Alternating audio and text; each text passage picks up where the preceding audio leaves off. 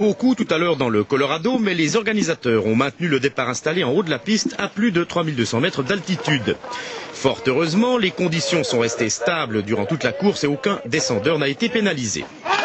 Un homme était un peu plus attendu au tournant que les autres avec son dossard 29. C'est le vainqueur surprise de la première descente de la saison à Lake Louise, le Liechtensteinois Marco Buchel. Au deuxième temps intermédiaire, il est encore dans le coup à 35 centièmes du vainqueur, mais il perd tout dans le final et termine finalement 7e à 1 seconde 31. La surprise est venue de ce jeune américain, Steven Niemann, 22 ans, pour la plus grande joie de son public, et qui signe en 1:46:48 le premier podium de sa carrière.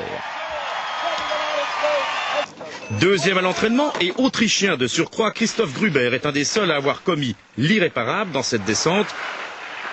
Fort heureusement, sans dommage pour lui. Des Autrichiens, par ailleurs invisibles aujourd'hui, Walchhofer, 5e, sauvant un peu les meubles.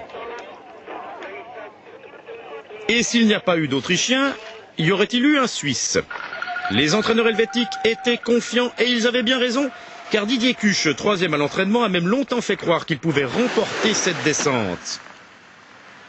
Le skieur des Bugnonnais, auteur d'une descente quasi parfaite, termine avec 5 centièmes d'avance sur Niemann et signe le 24e podium de sa carrière.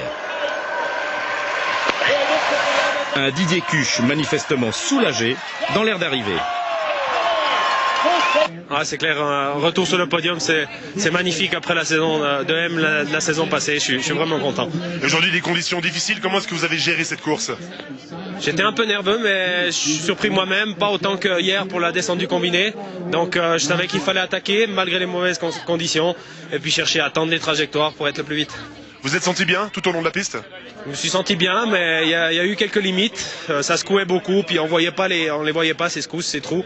Donc je suis content d'être entier en bas et surtout deuxième.